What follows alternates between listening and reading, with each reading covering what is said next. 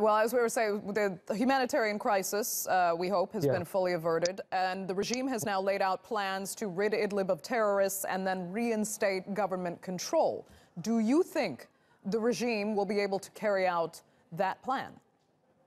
Now, I think if this very important agreement that signed by a memorandum of understanding between the two defense minister of Turkey and Russia in Sochi was very important, and if the agreement is holds, I think the regime will not be able to have a very big attack on Idlib. But at the same time, we will have also mini spoiler on the ground that will be try to have a very attack this agreement. Like from the Syrian side, we have the Syrian regime, militias, and maybe Iranian militias. But at the same time, we have some radical groups. I think the agreement was very important and very fruitful agreement and constructive to have normalizing and have dismantling the problem in Idlib in general. But at the same time, I do think that it will not be an easy task for Turkey also to carry out. We are speaking about establishing a disarmament zones. That it's very important,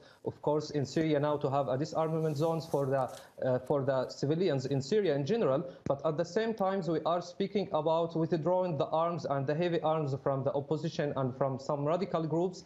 And we have deadline up to 10th of October.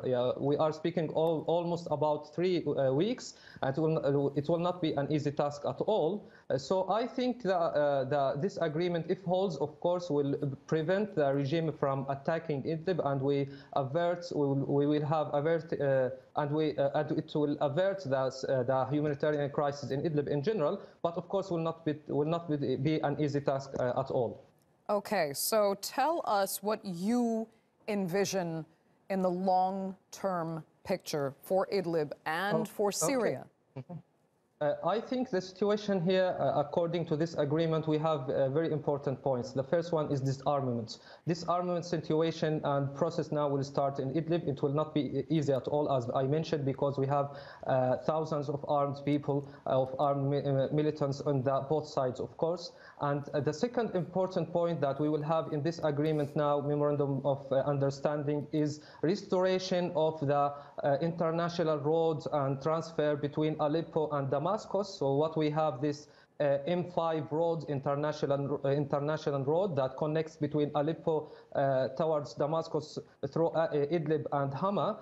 And the second international road that will be restored in this agreement, if holds, of course, is the Aleppo-Latakia M4 international road. So we are speaking about disarmament from one side, and the same side, and on the other side, normalizing the situation in Idlib in general. And I think it's very important here that we are speaking now about dismantling the problems in Idlib, because in Idlib we don't have only a humanitarian problem. We have political security and radicalization and extremist problem in Idlib. So it is one step, and I think we will have in the coming weeks, months also another steps, because we have deadlines up to now October, 10th of October for disarmaments, and 15th of October we are speaking about the establishment of disarmament zones, and we are speaking as Putin have in his conference about this restoration of the international roads up to the end of